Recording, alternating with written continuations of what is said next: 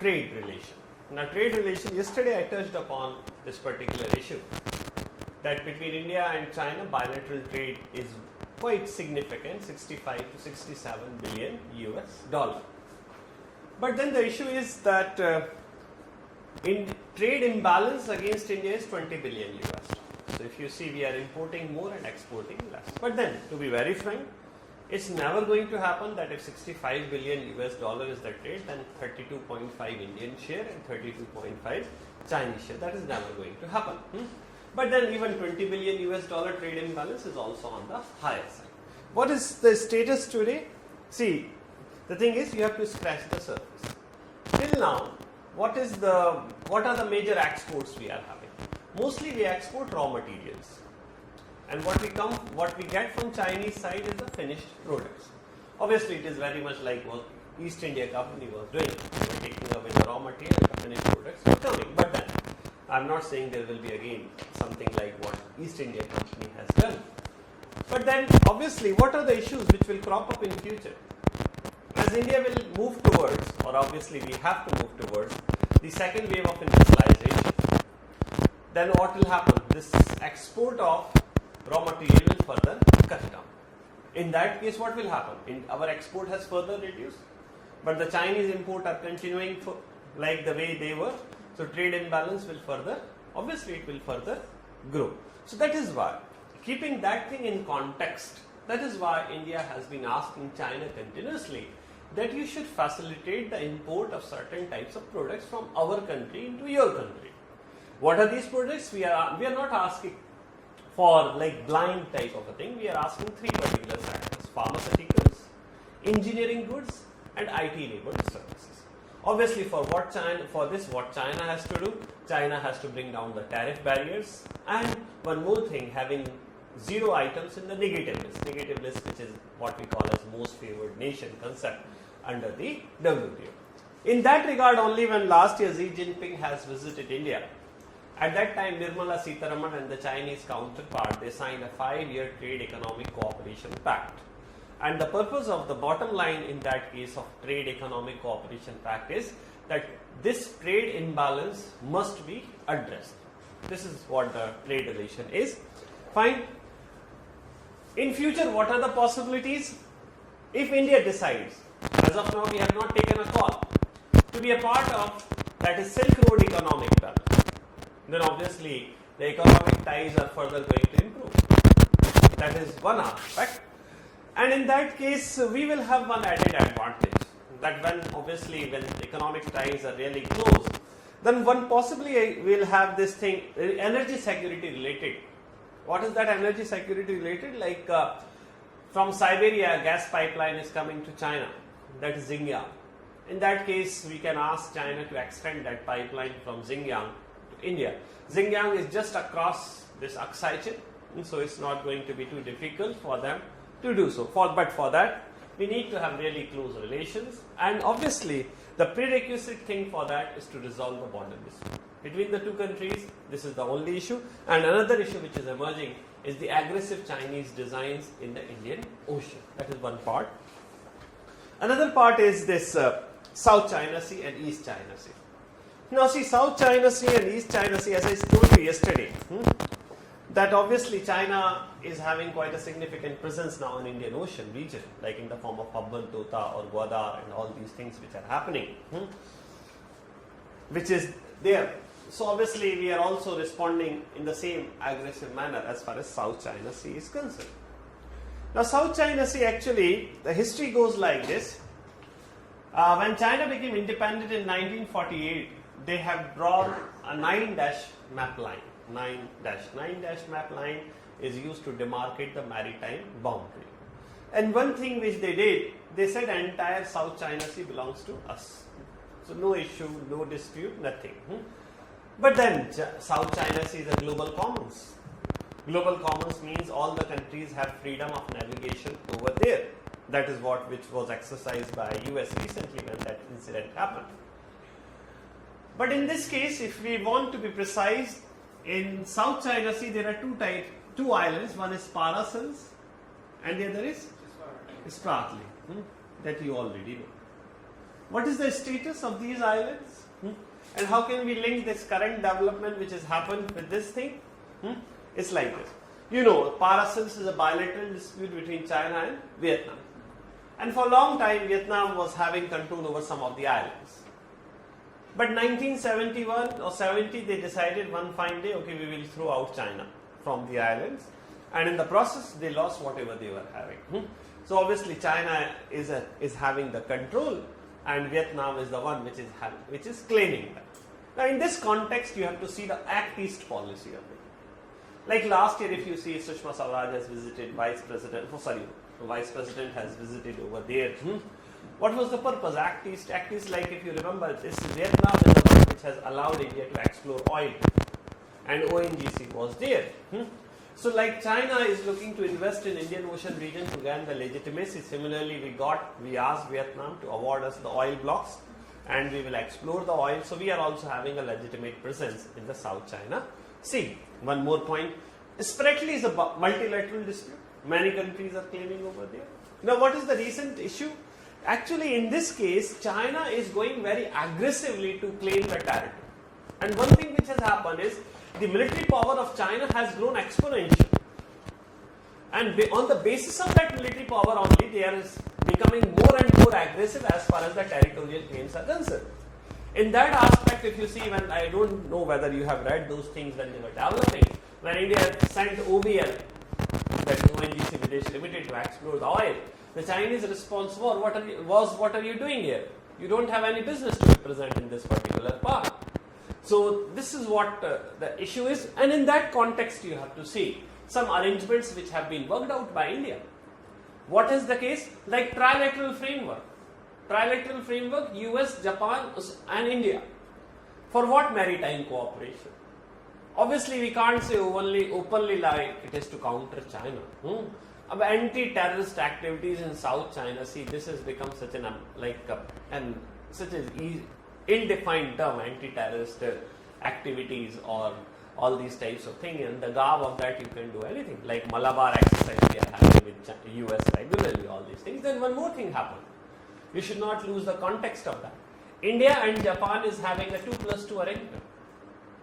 And after US, India is the only country with whom Japan has gone for this arrangement. What is 2+2? It is not 4. 2+2 means Defense and Foreign Secretary of India and the Defense and Foreign Secretary of Japan government, they regularly meet. Not to discuss the weather and climate change. Obviously, to discuss something which is strategic. In that context you have to see first, 2+2 arrangement started, then trilateral framework, then Obama gave the push to the pivot of Asia policy. So obviously we are countering this that way. Then obviously Act East, if you want to relate to pivot of Asia, you can. If you don't want, fine. Then this is one part. I hope it's clear. Now what China is doing actually, China is not only claiming the territory, China is building some islands also. And what is the purpose of these islands? These islands are not habitable. The significance is that any country which is going to have control over these islands, that country will have the exclusive economic zone also. And it is believed based on some scientific data, that these islands are very, very rich in terms of what we call this hydrocarbons and the fish resources and the mineral resources. That is why the fight is all about on this case. Now what happened recently? That USS Larsen. What is USS Larsen? That aircraft carrier. It came just 12 nautical miles close to the Chinese maritime boundary. Then China threatened that we will go for aggressive action.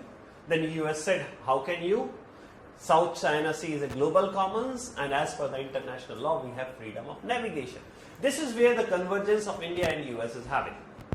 India and US both believes that it is a global commons, so therefore the countries should have freedom of navigation. This is where the status is, but don't interpret too much. They are not going to indulge in any direct war. They might be having some proxies to do the job for them. Them means US and China. I hope it's clear. Now one more part. East China Sea related to that. Although we should not emphasize much on that, but obviously we cannot lose the sight also. What is the significance of East China Sea? Who will answer? Obviously me. Over this part, China has announced ADIZ. What is ADIZ? Air Defense Identification Zone. And which part? The islands. Which islands? Senkaku Diao Islands. Spelling? Senkaku and Diao. See, Senkaku Island, the history goes like this. They were private islands, means purchased by some Japanese citizens for a long time. But finally, some Japan government proposed you should sell them to us. Otherwise, anyway, we can force you to give them to us because we are government and you are just a citizen. And they decided, okay, at least we are getting something. So they sell those islands to Japan. When Japanese government got the control over them, Japan sent some patrol ships. Patrol ships means small navy boats. The moment they entered nearby the islands, China locked them with the radars.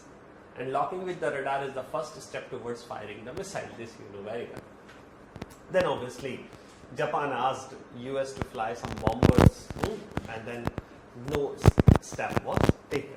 But then there was a big confrontation, and to avoid this flying of the fighter aircraft or any type of aircraft over these islands, China invoked this thing, Air Defense Identification Zone.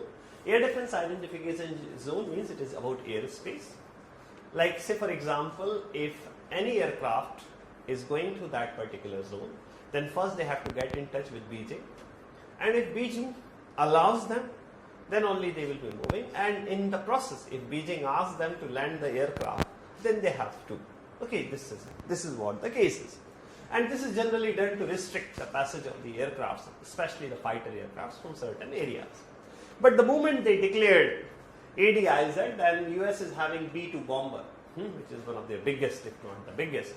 Then obviously, as you know, that Japan and US, they are having a defense arrangement, and this B-2 bomber was very much in Japan.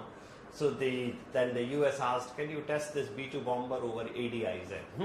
So this B-2 bomber was made to fly deliberately into ADIZ declared by China. Obviously, China was furious, but obviously they can't do anything. So this is how things goes. East China Sea, this is the issue. So whenever we talk about pivot of Asia policy of Obama, you have to bring this context. Hamara means what interest is being served for us. For us, the interest which is being served is countering the presence of China by having a counter presence in the South China Sea, just to exert a bit of a pressure that we will not allow unilateral movement of the traffic. There could be other way right round as well. I hope it's fine. Now one more part, then one more part we will have. China and Pakistan.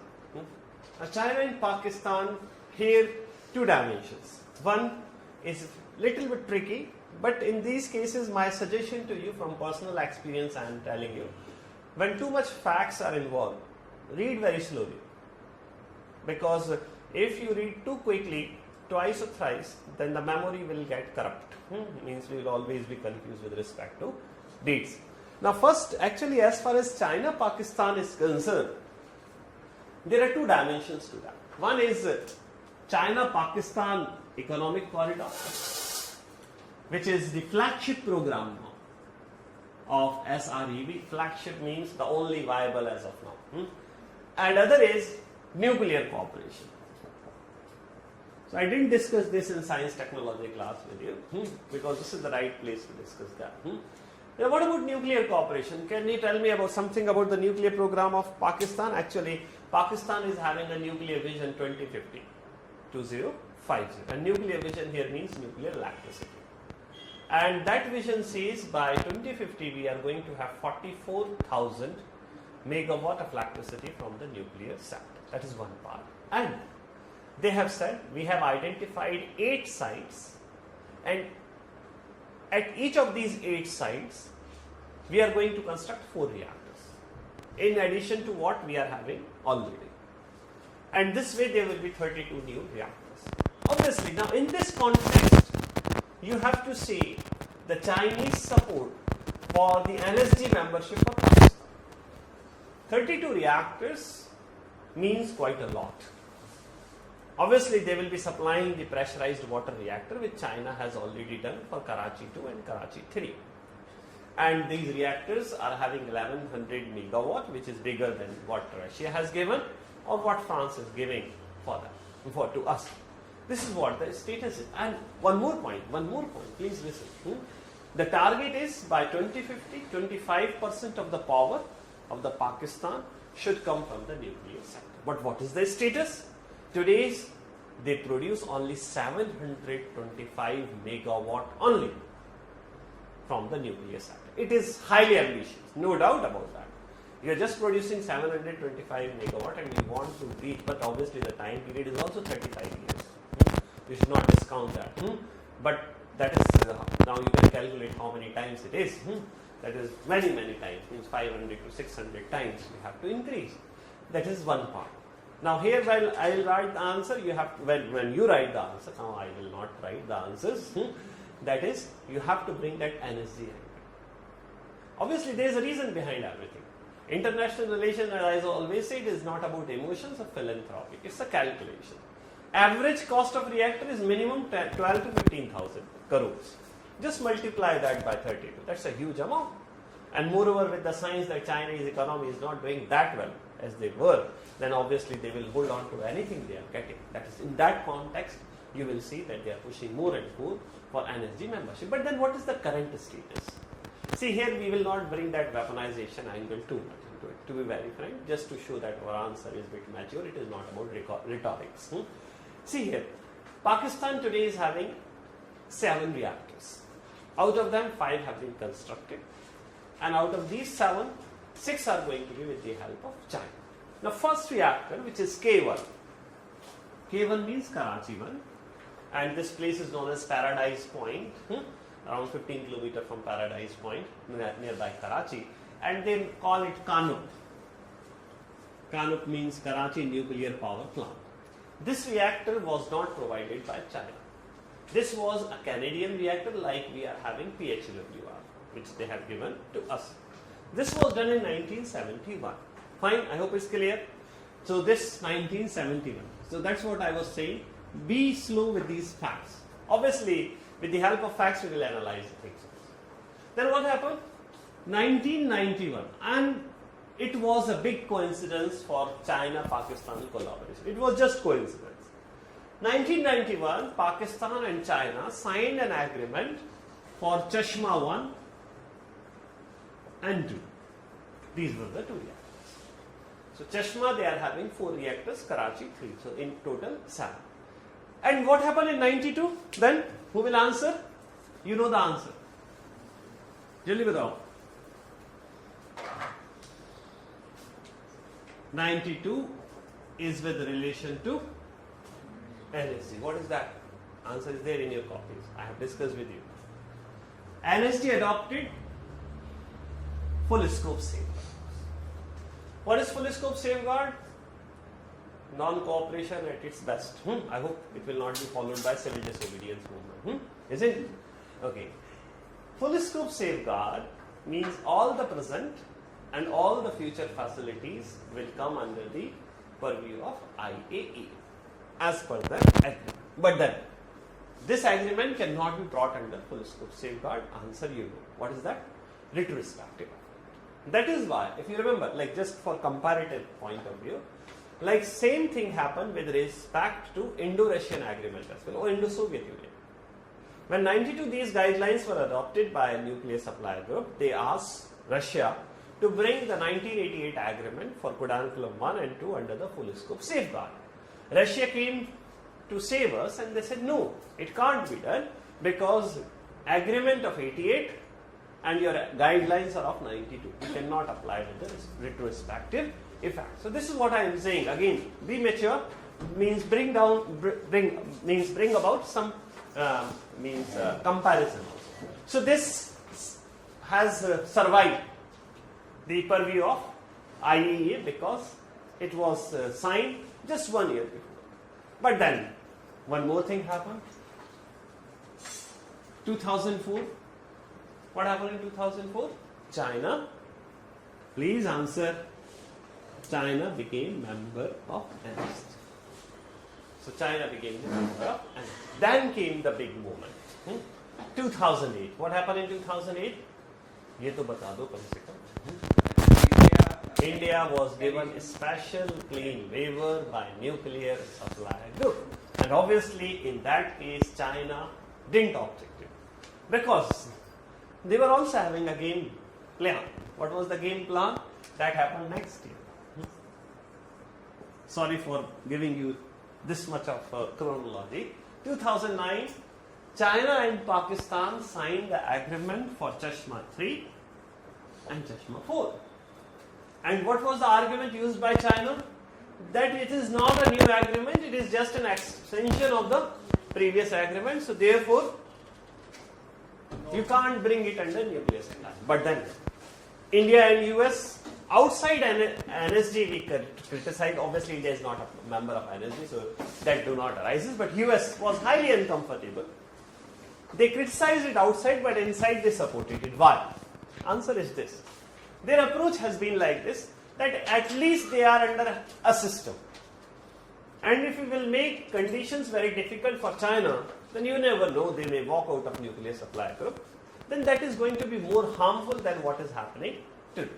So this way they have been able to extend this for Chashma 3 and 4. Then one more recently, 2011-12, an agreement was signed for Kanuk 2 and 3, that is Karachi 2 and Karachi 3. Karachi 2 and Karachi 3, these are going to be pressurized water reactor known as Advanced Chinese Pressurized 1000, but each one of them has a capacity of 1100 megawatt, so that means 2200 megawatt will be the capacity. But then, in this case, who is opposing? Physicist from Pakistan itself. One of the greatest physicists Pakistan is having is Mr. Hoodbhoy. He was like, I think he got some Nobel Prize also related to quantum physics. He played a very important role in that Higgs boson related work which has been done over there. Fine. So then what is the argument? The argument is this area, these reactors have not been tested.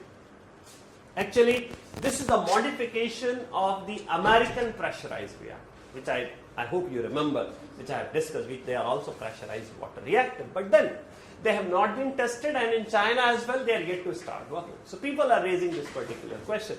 Second issue is, this area is having higher probability of seismic activities, where they are constructing this. So this is also a possibility, but then Pakistan government is going ahead with that. Obviously, this will be coming under some sort of purview of IAEA, because this, they were saying, is just an extension of the previous agreement, but this is not an extension of the previous agreement. Now, one more thing. Why is it? Actually, here, China is giving a soft loan of 6.5 billion US dollar, which is somewhere 82% of the cost.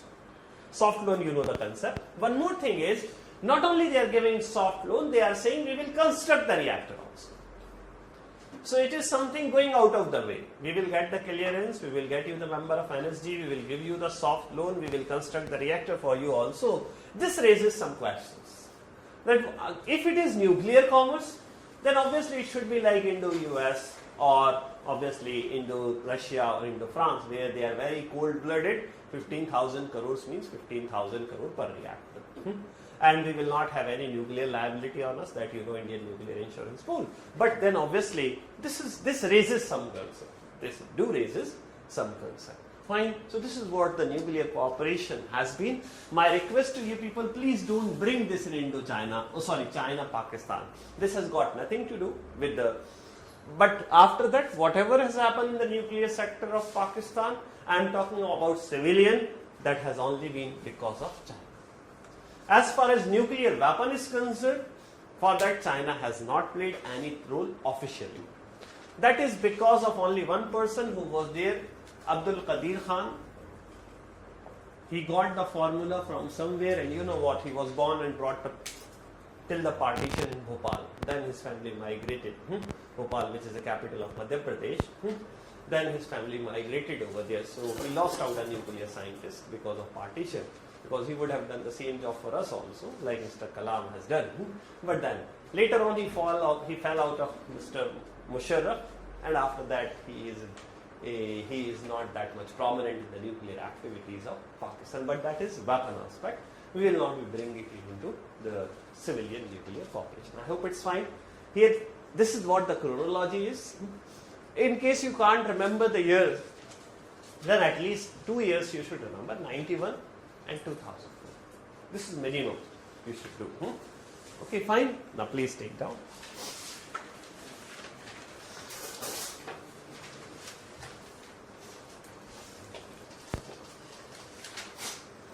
Where I was yesterday. Okay, special representative mechanism for border dispute resolution. Since 2003,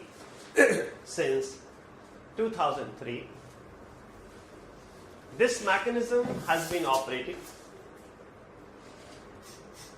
Since 2003, this mechanism has been operating.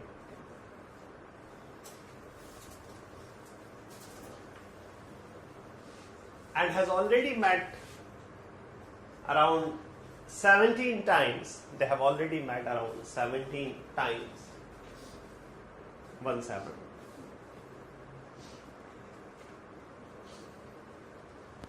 It has been successful in working out.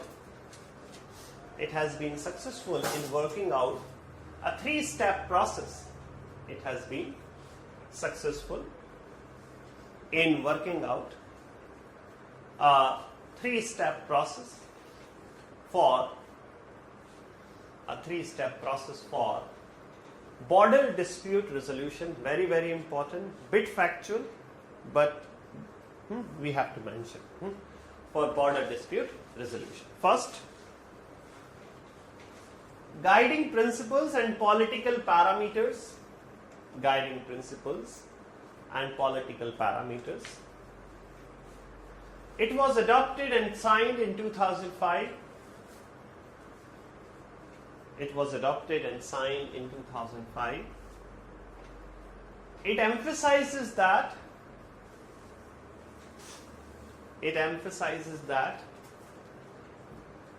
the solution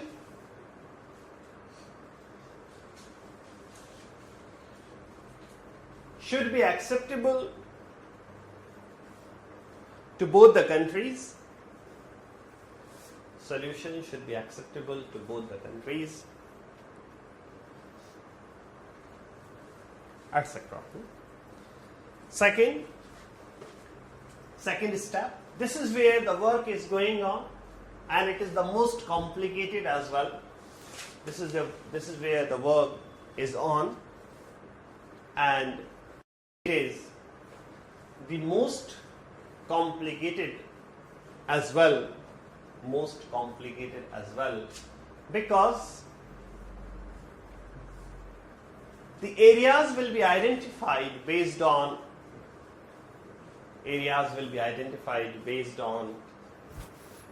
historical evidences and geographical landmarks.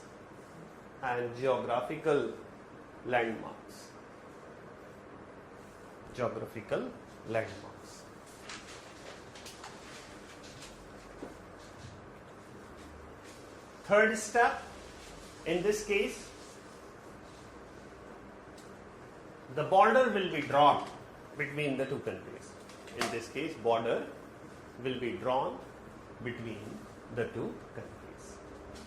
In this step, border will be drawn between the two countries. Full stop. Now, right? Water dispute.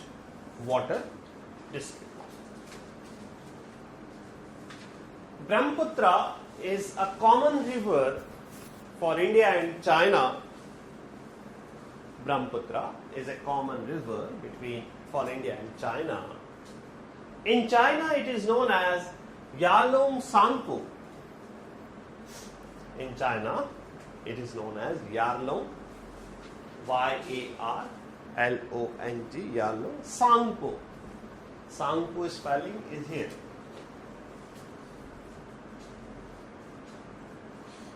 Yarlung Tsangpo. On this river, China is constructing 5 dams. According to India, they are storage dams According to India, they are storage dams. Whereas according to China, they are run-of-the-river project. Both the terms should be mentioned. Whereas according to China, they are run-of-the-river project. China has proposed 5 hydroelectric projects, and this is the chronology as well, you remember. If you start from Chinese sites towards Indian border, this is what the sequence will be. First is Jiangsu, then Zhangmu, Jiangsu, G-I-E-X-U, Jiangsu, Zhangmu, Z-A-N-G-M-U, Jiacha,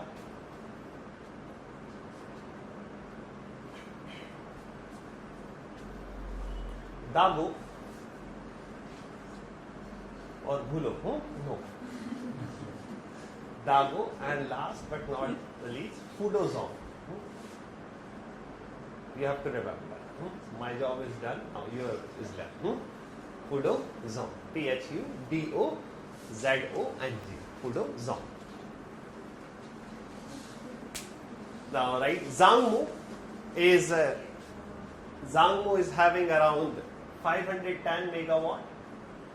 GHA is 310 megawatt, and for Dago capacity is 640 megawatt. For remaining two, there is a question mark. First and the last.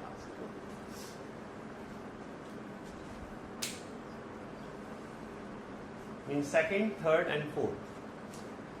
Zhangmu 510, GHA 310, Dago 640. First and fifth, there is no information. Okay. Continue. India is also apprehensive that, next point, India is also apprehensive that China may divert water from Brahmaputra. China may divert water from Brahmaputra into Yellow River. But China has given an assurance to India. China has given an assurance to India that it's not technically feasible. It's not technically feasible to divert a large quantity of water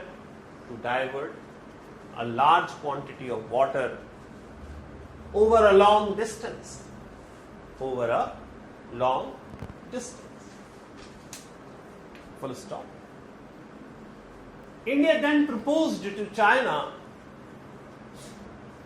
that there should be a joint river commission.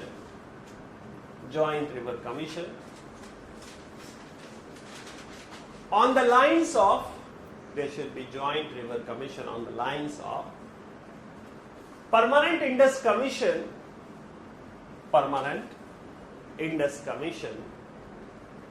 established under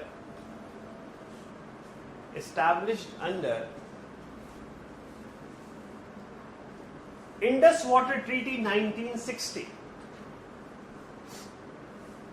Indus Water Treaty 1960. But China refused this proposal and agreed to provide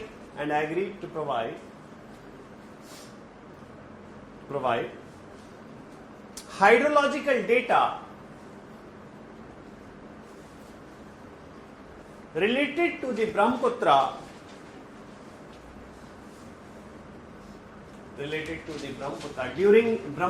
during the flood season.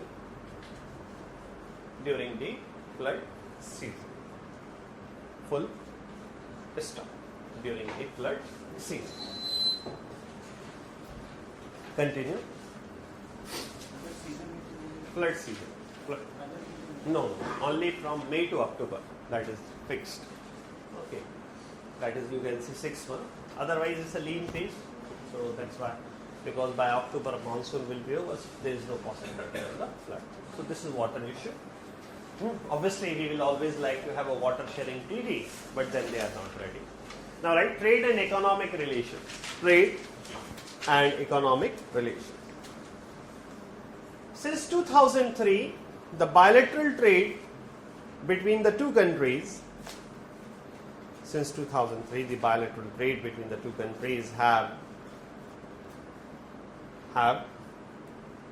increased significantly,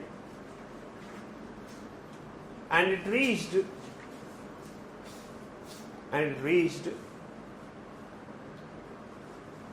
around 65 billion US dollar. It reached around 65 billion US dollar. But it is highly in favor of China. But it is highly in favor of China, comma, according to some estimates,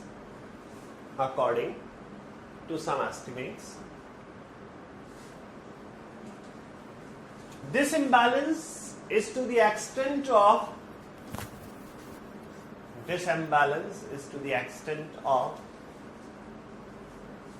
$20 billion US dollar. 20 billion US dollar.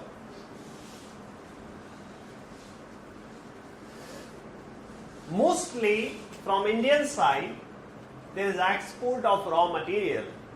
Mostly from Indian side, there is export of raw material. And from Chinese side, there is supply of finished products. And from Chinese side, there is supply of finished products. But in future,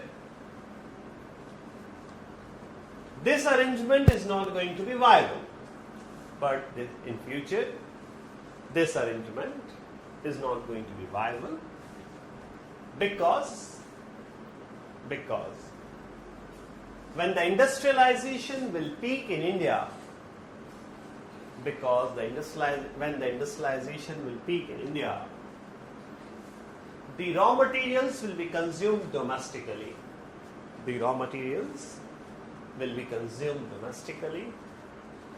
And it may further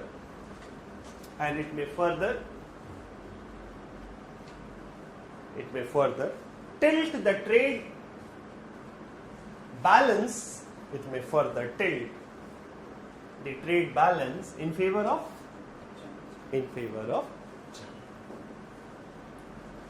India has been consistently asking China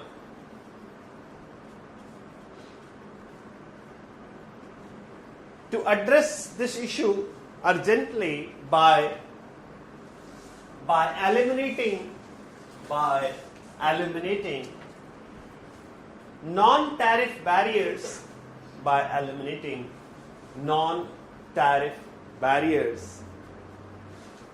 and reducing the tariffs.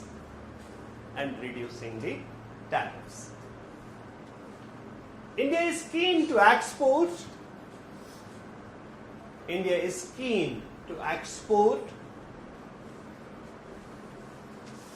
precision engineering goods.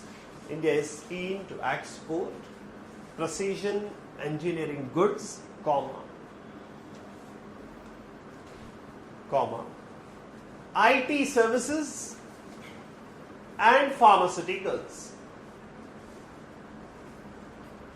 Full stop. During the visit of Chinese Premier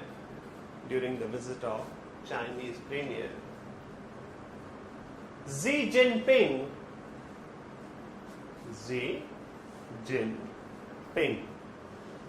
in 2014, India and China signed and China signed a 5-year trade economic cooperation pact. India signed a 5-year trade economic cooperation pact.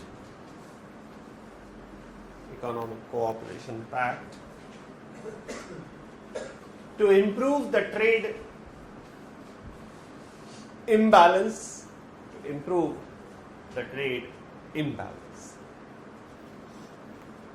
Full stop. All right. South China Sea and East China Sea. And listen now. See, another aspect of China-Pakistan relation is China-Pakistan economic corridor. What is China-Pakistan economic corridor? A corridor which will start from Gwadar, Karachi, and then it will run up to Kashgar. Kashgar is Xinjiang Uyghur Autonomous Region. This will be a corridor. Obviously, here they are investing $46 billion US, that is huge amount, in two categories. First, infrastructure development. Second, energy. Okay, that is it. Energy like nuclear and all what we have seen just now. But then first we have to see that what is the status. Actually today this is the most viable corridor of that Silk Road economic belt, which will start from Xi'an, Xian, and will go all the way up to Venice in Italy. And in that case, obviously, if you can imagine that corridor starting going like that, this is the main corridor, then many corridors will come and join like this way. Then only obviously the material or the products could be transported in the interior parts of the country. And now one more dimension is coming up. China is looking to have Iran on board as well. Because as far as Iran is concerned, their economy is open for all after the removal of the sanctions. So you can see some more dimensions of this particular program coming up in future. So what is the advantage for China? See, advantage for China is simple.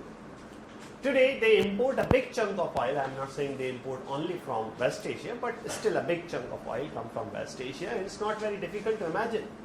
The route followed, they have to go all the way to below Sri Lanka, then Malacca Strait, then only they can reach East China Sea. That is going to be thousands of kilometers. What is the other option? Other option is like this. See, this is it. Earlier, now today they are following this route. This is Gwadar, this is Kashgar, and this is where the corridor is. So they will be able to cut down the transportation distance and the cost like anything, which is going to be very, very attractive to them. One more aspect, which many people have not focused, and here you should also be a bit skeptic. See, like Xinjiang is a troubled area because of ethnic issues. And obviously ethnic issues which China has labeled as terrorism. Then obviously in the international community, even China also knows about the Pakistan's activity. The Chinese are afraid that if Pakistan continue to be disturbed like this, then the problem will not confine only to Pakistan, it will spread into neighboring Chinese territory, and one of the territory which is more than eager to grab it is going to be Xinjiang. So they want that there should be economic prosperity in Pakistan so that things should stabilize and things should not reach their doorstep. This is where Central Asian countries are also a bit apprehensive of spiraling this thing into Central Asia. Okay, you never know how things may turn out in future, but then there's a big question mark. Two question marks. Whether Pakistan economy has the resilience to absorb such a huge amount of money, which we don't know. Okay, because obviously in the same proportion the other sectors of the economy should also expand. Then only you will be able to utilize. And another question mark is, which is a more serious question mark, is a big chunk of this corridor will pass through this what we call as Balochistan. And Balochistan, again, you know, recently when Nawaz Sharif has gone to US, you might have seen those footage. A person got up, which is very, very rarely that a person got up. He was from Balochistan and he was holding a placard that China and Pakistan, you should not be doing what you are doing in Balochistan. Obviously here, like it is on the record, In Hindu, you might have seen, Government of India has also given political asylum to some of the representatives of the organizations who are fighting for the separation of Balochistan. One of the person is staying in our country, in New Delhi. It is, I have read in the newspaper, in Hindu only, you might have seen. So if not, then that's not a big issue. So this is a question mark. These are the issues which will crop up. So then obviously if there is a stability, then it will be there. If it is not, then it won't be there. That's as simple as it. But then, again, what are the future dimensions? Future dimensions is this. If this project survives, then we will also be having something positive coming out of it. Then it will not be only Pakistan who is a stakeholder. There is a China who is a stakeholder, rather the biggest stakeholder. Then Iran is also coming up. Then we can push the envelope for that Iran-Pakistan-India pipeline. Because obviously if you are providing safety to one, you cannot pick and choose. Okay, we are ensuring safety, we can't ensure safety, and whereas both the systems are running parallel. And where is the viable model for this pipeline is only through land route. There is no doubt about it. But then Balochistan is the one which is bordering Iran. So whatever pipeline has to first come from Iran into Balochistan. So these are a few of the positive which we can also take from it. Fine. So this is where the collaboration is. Then obviously China has launched the satellite for Pakistan also, which was a telecommunication satellite, which we should not read too much. Then they have given some missiles also, but then we should confine ourselves to these two dimensions only. Fine. Please take down. Where I was? South China Sea and East China Sea.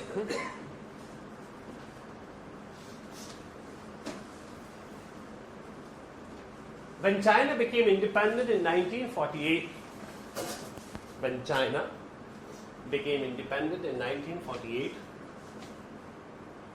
it announced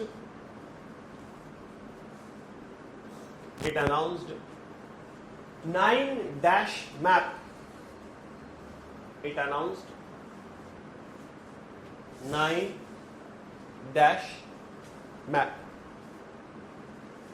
to demarcate the maritime boundary in South China Sea, to demarcate maritime boundary in South China Sea. As per this map, the entire South China Sea as per this map, the entire South China Sea belongs to whom? China. This is what I like about them. They are quite clear. This is the thing, and it belongs to us. So issue ends over there itself. In this region, there are two groups of disputed islands. In this region, there are two groups of disputed islands. First, Paracels. Second, Spratly. Paracels and Spratly. Paracels is a bilateral dispute. Paracels is a bilateral dispute between China and Vietnam. Till 1970s, Vietnam was having control over some of the islands, but following a brief battle with China, they lost them totally. Since then, Vietnam is asserting its claim.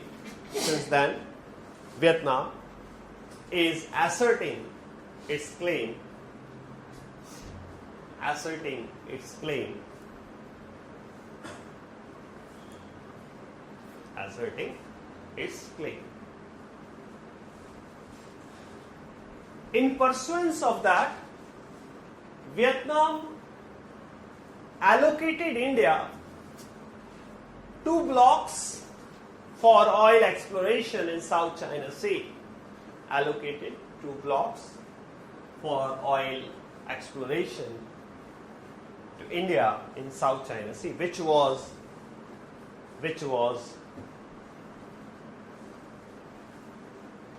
criticized by China,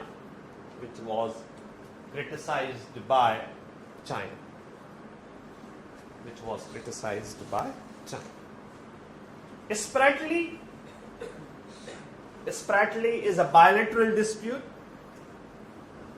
Multilateral. Spratly is a multilateral dispute. I was just checking whether you people are focused. Okay.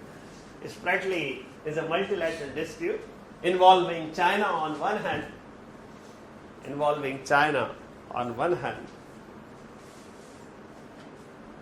and Brunei, poor fellow, don't have even a single island. Brunei, Philippines, Taiwan, Malaysia, Vietnam, etc. And why this was in news recently, 4 or 5 days back? Answer was this: there was a meeting of ASEAN defense minister. In that meeting, it was expected that ASEAN will take a stand over these disputes.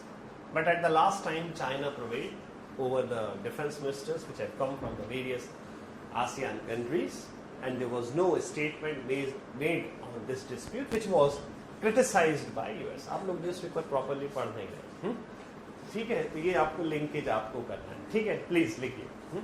Continue further. Where I was? Okay, fine. Continue. Recently, when the defense ministers of ASEAN countries met,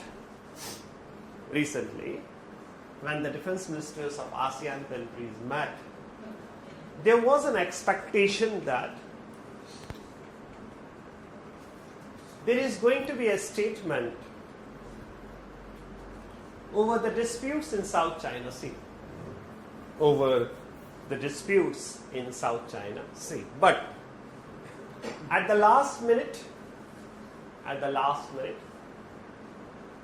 it was decided not to go ahead.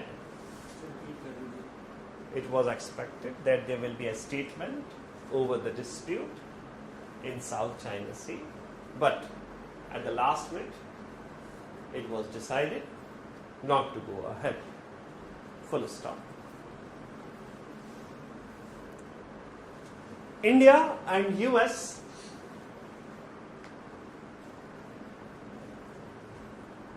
have taken a position that as per the international law, there should be freedom of navigation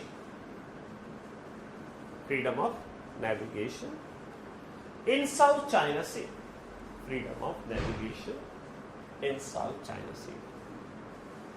In pursuance of that only,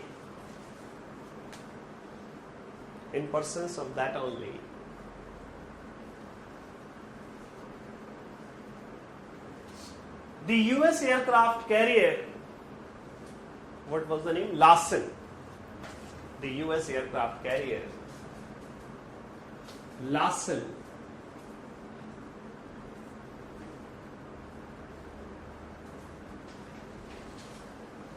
was made to navigate in South China Sea, which was criticized by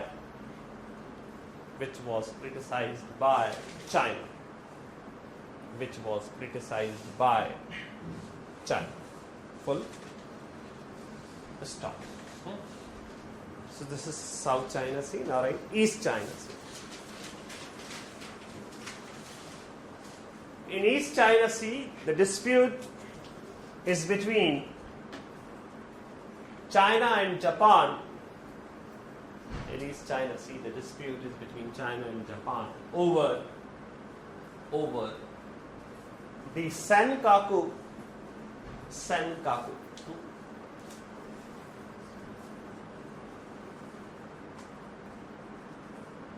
or Diao.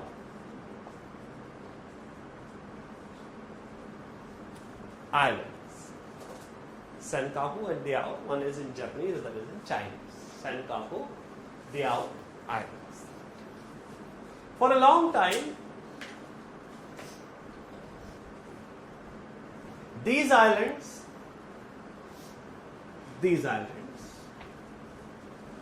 were possessed by some Japanese citizens. For a long time, these islands were possessed by some Japanese citizens. But then they were sold to Japanese government. Then they were sold to Japanese government. After that, Japan decided to send the patrol ships. After that, Japan decided to send the patrol ships. On these ships, the radars were logged by China. Later on, China declared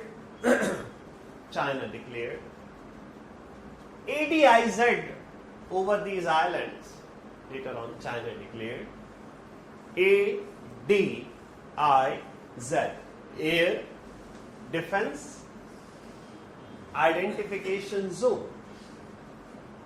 Air Defense Identification Zone over these islands, which was deliberately violated by a US bomber. Bomber means aircraft, which was deliberately violated by US bomber. Full stop. All right. Sino-Pak relations.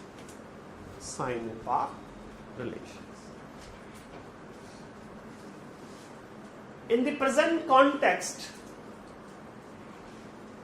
two highly important dimensions have emerged in the present scenario. Two highly important dimensions have emerged. First, nuclear cooperation.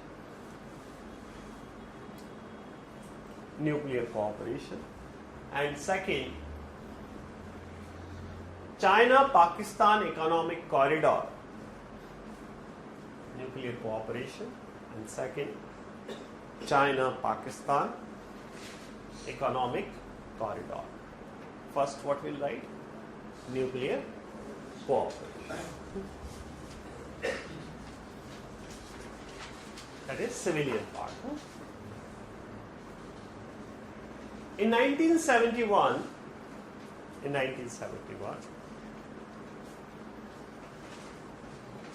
a Canadian reactor was installed near Karachi, and it is named as K1.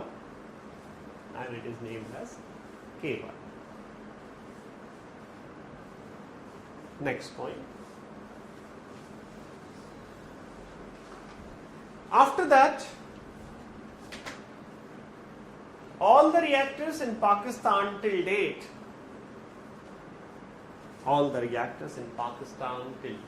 have been provided by China. Pakistan has unveiled nuclear power vision program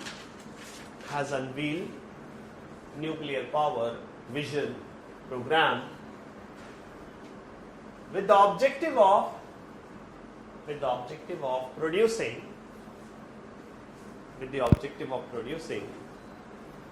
44,000 megawatt. How we write megawatt for nuclear sector?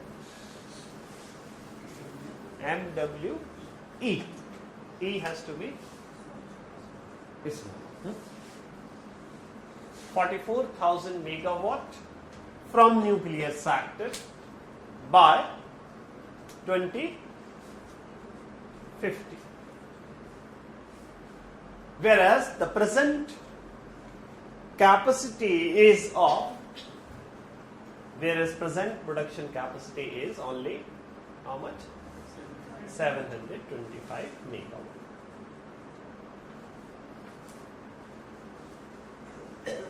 As per that vision, 8 sites have been identified. As per that vision, 8 sites have been identified.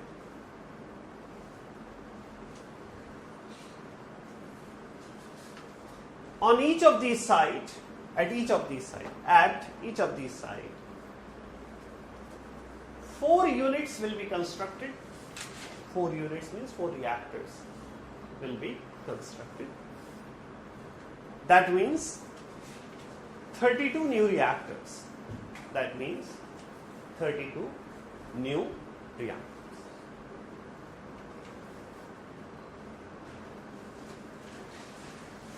Full stop. By 2050, nuclear sector is expected to supply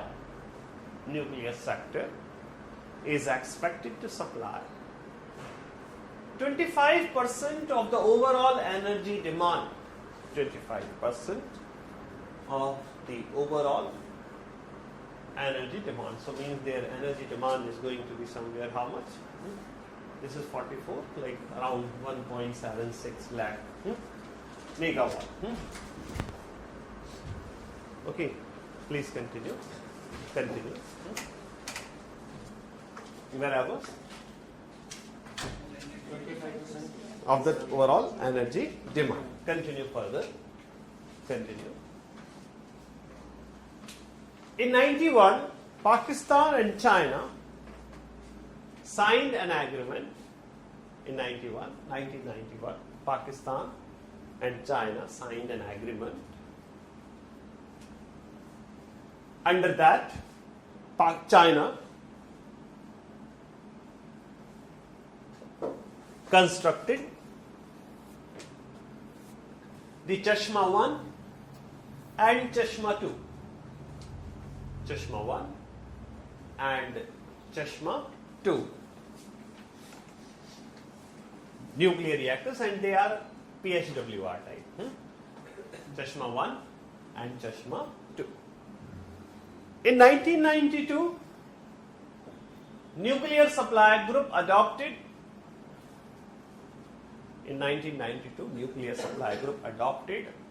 full scope safeguard. These 3 words must be highlighted in your answer.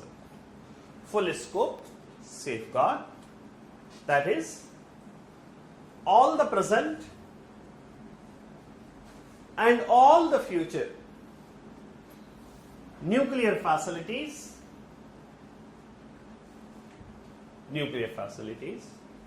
should be brought under the inspection of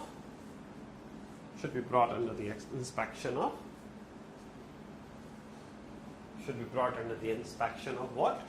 IAEA. But the 91 agreement cannot be covered. Answer you know. Retrospective aspect. In 2004, China became the member of Nuclear Supply Group. 2004, China became the member of Nuclear Supply Group. And later on,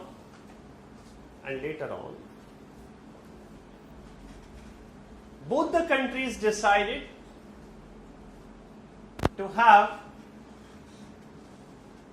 2 more units at Chashma.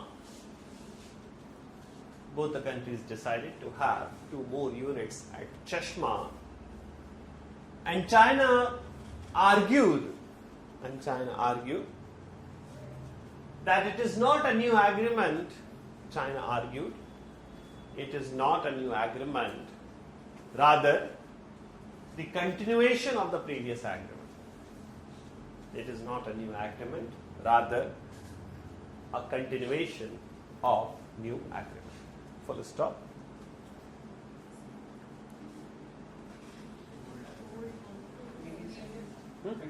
Continuation of the previous agreement. Continuation of the previous agreement. Change the paragraph. We are changing the theme. When Nuclear Supply Group granted India a special clean waiver, when Nuclear Supply Group NSG granted India a special clean waiver, China didn't object it. China didn't object it. And it was followed by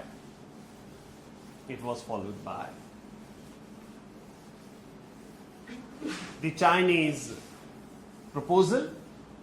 It was followed by Chinese proposal to have the permission to provide to provide reactors to Pakistan despite the apprehensions and reservations.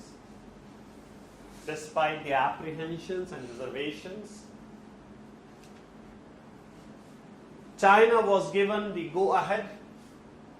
China was given the nod or go ahead.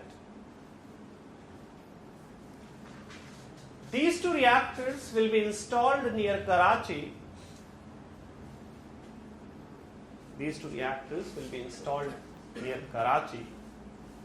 Named as K2, K3 or Kanup 2, Kanup 3. Karachi Nuclear Power Project. Kanup 2 and Kanup 3. These reactors are PWR type. Pressurized water reactor type. Named as ACP 1000, Advanced Chinese Pressurized. And the Chinese name for export is Hualong. Please remember for PT. Hualong 1. This is Chinese name for the export is Hualong. Hualong. Hualong. These reactors will have a capacity of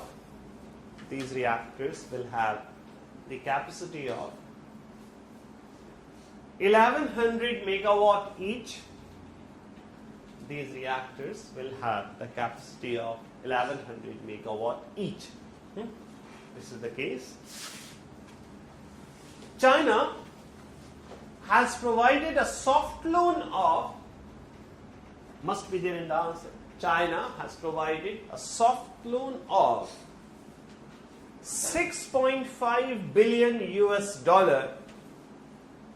Right in bracket, 82% of the total cost. 6.5 billion US dollar, 82% of the total cost. Moreover, China will be constructing these reactors as well. China will be constructing these reactors as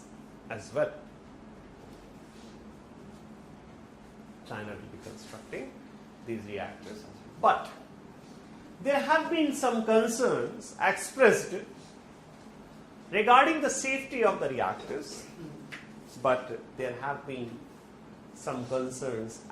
Expressed regarding the safety of the reactors because they have not been tested.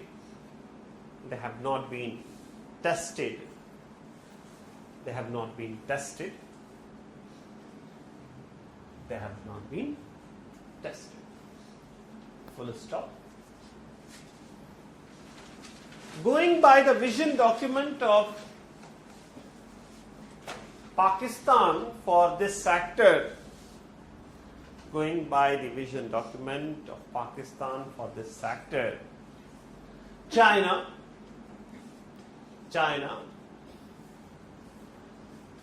is seeing the investment opportunities. China is seeing the investment opportunities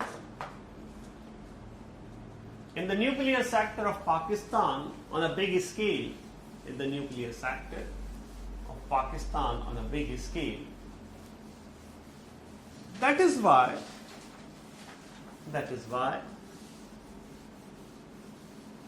China has started pushing for